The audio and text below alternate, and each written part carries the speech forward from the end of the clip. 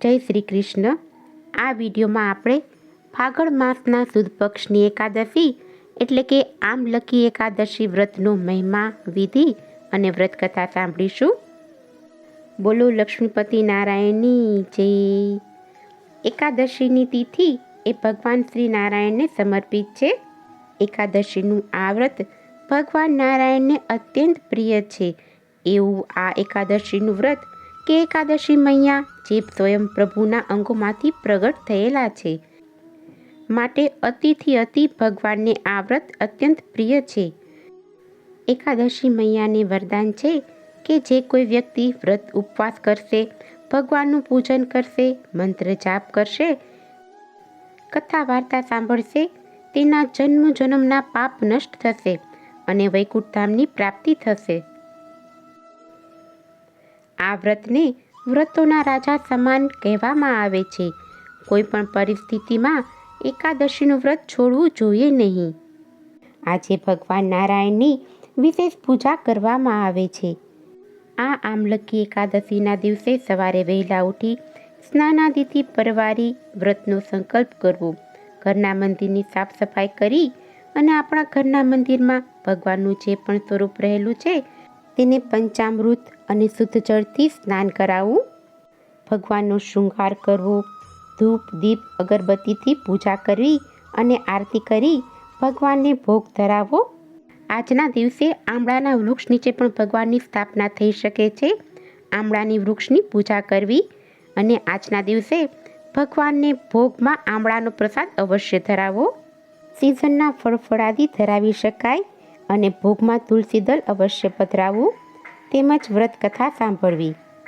આજના દિવસે ભગવાનના શ્રી ચરણોમાં તુલસી દળ અવશ્ય અર્પણ કરવા, શ્રીમદ ભગવદ્ ગીતાનો પાઠ કરવો, પ્રભુનું સ્મરણ કરવું, વિષ્ણુ સહસ્ત્ર નામાવલીનો પાઠ કરી શકાય. આખો દિવસ કોઈની નિંદા કુથલી કરવી નહીં અને પ્રભુનું સ્મરણ કરવું. દિવસ દરમિયાન ઊંઘવું નહીં. પૂજા દરમિયાન આપણી ભૂલ બદલ ક્ષમા યાચના કરવી. દાન પુણ્ય કરવા. આપણા સ્વાસ્થ્ય અને અનુકૂળતા પ્રમાણે એકાદશીનું વ્રત કરવું. બીજા દિવસે સવારે ભગવાનની પૂજા કરવી અને વ્રતના પારણા કરવા. આમ એકાદશીનું વ્રત ધર્મ, અર્થ, કામ અને મોક્ષની પ્રાપ્તિ કરાવનાર છે. ફાગણ સુદ 11 એટલે કે આમલકી એકાદશી. આમલકી એટલે આમળાનું વૃક્ષ. આમળાના વૃક્ષનું સર્જન આ દિવસે થયું હોવાથી આ એકાદશીને આમલકી એકાદશી કહેવામાં આવે છે. ભગવાન નારાયણે સૃષ્ટિના સર્જન માટે વિચાર કર્યો ત્યારે તેમની નાભીમાંથી બ્રહ્માજીની ઉત્પત્તિ થઈ અને તેમની સાથે આમળાનું વૃક્ષ પણ પ્રગટ થયું. કહેવાય છે કે બ્રહ્માજીના અશ્રુમાંથી આમળાનું વૃક્ષ પ્રગટ થયું છે. આમળાનું વૃક્ષ એ સ્વાસ્થ્યવર્ધક અને પાપનાશક છે. આથી તેની પૂજા કરો, તેનું સેવન કરો, જેથી લોહી શુદ્ધ થાય અને શરીરમાં નવી ચેતના ઉત્પન્ન થાય છે. તેનાથી રોગો દૂર ભાગે છે. આમળાના સેવનથી આંખોનું તેજ વધે છે, તંદુરસ્તી સારી રહે છે. આમળાના સેવનનો ઘણો ઉલ્લેખ આપણા આયુર્વેદમાં પણ બતાવ્યો છે. આથી જ આમળાનું વૃક્ષ પૂજનીય છે અને તેનું મહત્ત્વ દર્શાવતી આ એકાદશી એટલે કે આમલકી એકાદશી છે. આ એકાદશીને રંગભરી એકાદશી પણ કહેવામાં આવે છે. કહેવાય છે કે આ દિવસે ભગવાન શંકર અને દેવી પાર્વતી કાશીમાં પધાર્યા હતા અને રંગ ઉત્સવ રમાયો હતો. આથી આ દિવસને રંગભરી એકાદશી કહેવામાં આવે છે. આ એકાદશીના દિવસથી હોલી ખેલનો પ્રારંભ થાય છે.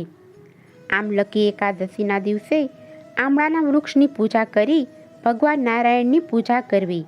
ભગવાનની સ્થાપના આમળાના વૃક્ષ નીચે પણ કરી શકાય છે. ભગવાનને આમળાનો ભોગ ધરાવો. આમળાના વૃક્ષમાં ભગવાન નારાયણનો અને દેવી દેવતાઓનો વાસ છે. જેમ પીપળાનું વૃક્ષ પૂજનીય છે, તેવી જ રીતે આમળાનું વૃક્ષ પણ પૂજનીય છે. દરેક એકાદશીના સ્વામી ભગવાન શ્રી હરિ નારાયણ છે. આ વ્રતથી ભગવાનની નજીક આવવાનો મોકો મળે છે. એકાદશીનું વ્રત કરવાથી પાપોનો નાશ થઈ અને પુણ્યની પ્રાપ્તિ થાય છે. 1000 અશ્વમેઘ યજ્ઞનું ફળ આપનારી અને અનેક ગાયોના દાનનું પુણ્ય આપનારી આ એકાદશી છે. બોલો ભગવાન શ્રી નારાયણની જય. એક વખત માંધાતા નામનો રાજા વશિષ્ઠ મુનિને પૂછે છે, હે ઋષિવર પ્રભુ, મારા મનુષ્ય કલ્યાણને માટે મને કોઈ માર્ગ કહો. ત્યારે વશિષ્ઠ મુનિ માંધાતા રાજાને આમલકી એકાદશીનું મહાત્મય અને તેનો મહિમા સમજાવે છે. હે રાજન, આમળા એકાદશીનું વ્રત કરવાનું વિધાન ફાગણ સુદ 11ના રોજ હોય છે. આ એકાદશી સર્વ પાપ હરનારી અને 1000 ગાયોના દાનનું પુણ્ય આપનારી કહેવાય છે. માટે આ એકાદશીના વ્રતનો મહિમા વિશેષ છે. પ્રાચીન કાળમાં વેદિશ નામે એક સુંદર નગર હતું. આ નગરમાં 4 વર્ણના લોકો આનંદપૂર્વક નિવાસ કરતા હતા.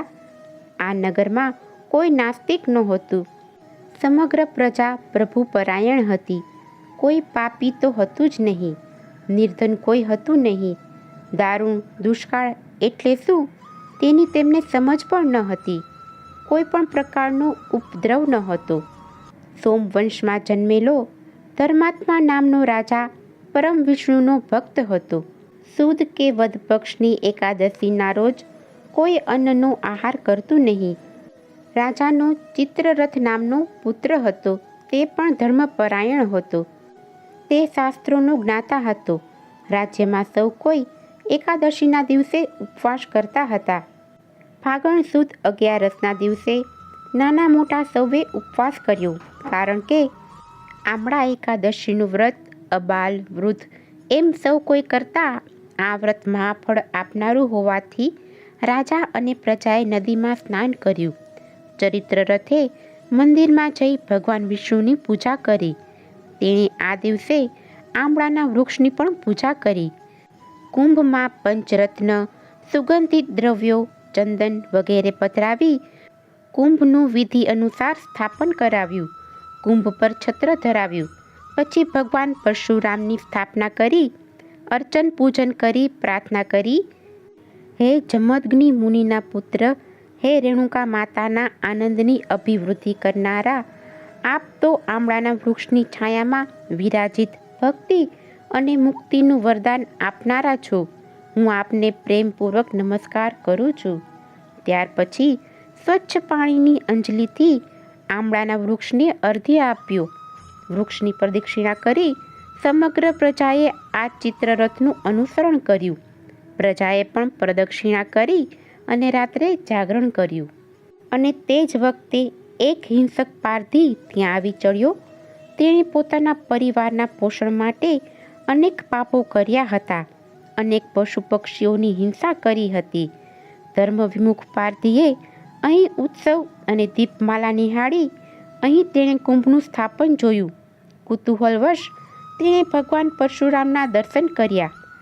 એકાદશીની વ્રતની કથા તથા વિષ્ણુ ભક્તોની કથા પણ સાંભળી. આ પારધીએ જિજ્ઞાસા વૃત્તિથી જાણે અજાણે એકાદશીનું જાગરણ પણ કર્યું હતું અને કથા કીર્તનમાં સહભાગી થયો. અને આ પ્રકારે તેણે રાત્રિ વ્યતીત કરી હતી. સવાર થતાં તે ઘેર ગયો. વિષ્ણુ ભક્તોનું પૂજન જોવાના પ્રભાવે આમલકી એકાદશીના જાગરણના પ્રતાપે તે મૃત્યુ પછી વિદુરથ રાજાને ત્યાં પુત્ર તરીકે જન્મ્યો. તેનું નામ વસુરથ રાખવામાં આવ્યું. વસુરથ ધર્મિષ્ઠ અને પરાક્રમી થયો. તેના પરાક્રમથી ઘણા રાજ્યોમાં તેની આણ વર્તાતી હતી. એક દિવસ વસુરથ શિકાર રમવા ગયો, પણ જંગલમાં તે ભૂલો પડ્યો. તેને કોઈ રસ્તો જડ્યો નહીં. તેને ખૂબ ભૂખ અને તરસ લાગી હતી. તેથી તે થાકી ગયો અને એક ઝાડ નીચે સૂઈ ગયો. એ ઘસઘસાટ ઊંઘતો હતો. એવામાં પાસેના ડુંગર ઉપર વસતા યવન લોકો ત્યાં આવ્યા અને પોતાને હરાવનાર દુશ્મન રાજાને જોઈ તેઓ તેને ઊંઘતો મારી નાખવાનો વિચાર કરવા લાગ્યા. વસુરથ રાજાએ યવનોના ઘણા લોકોનો નાશ કર્યો હતો. તેથી વેરભાવે યવનોએ તેને મારવા શસ્ત્રો ચલાવ્યા, પણ વસુરથ ઉપર તેમના શસ્ત્રો ચાલ્યા નહીં. તેથી તેઓ ગભરાયા અને નાસભાગ કરવા લાગ્યા. તે સમયે રાજાના શરીરમાંથી દિવ્ય આભૂષણોવાળી શક્તિરૂપ એક કન્યા ઉત્પન્ન થઈ. આ કન્યાની અંગારા વરસાવતી આંખો હતી. તેના હાથમાં આયુધો હતા. તે ક્રોધિષ્ઠ સ્વરૂપે તે યવનોને મારવા દોડી અને ઘણા યવનોને તેણે મારી નાખ્યા. ભક્તોને દુઃખ દેનાર યવની લોકોનો તેણે સંહાર કર્યો. જ્યારે રાજા વસુરથ જાગ્યો ત્યારે તેણે ભૂમિ પર અનેક યવનોના મૂળદા જોયા. તે જોઈ અને બોલ્યો કે આ ભૂમિના ભારરૂપ યવન લોકોને કોણે માર્યા? તેમને મારી મારું રક્ષણ કોણે કર્યું? એમ વિચારતો હતો. એવામાં આકાશવાણી થઈ, હે રાજા, તારા એકાદશીના પુણ્યે ભગવાને તારી રક્ષા કરી છે. ભગવાન વિષ્ણુએ તારો બચાવ કર્યો છે. આ આકાશવાણી સાંભળીને ભગવાન વિષ્ણુની પ્રાર્થના કરતો કરતો પોતાના મહેલે આવ્યો. આમ તેને આમલકી એકાદશીનું ફળ મળ્યું.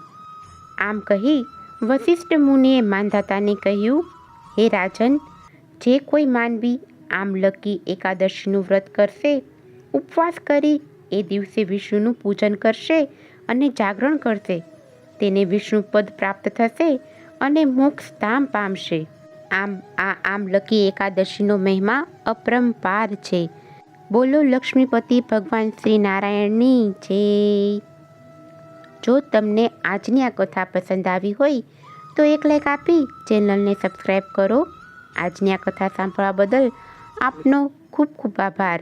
જય શ્રી કૃષ્ણ.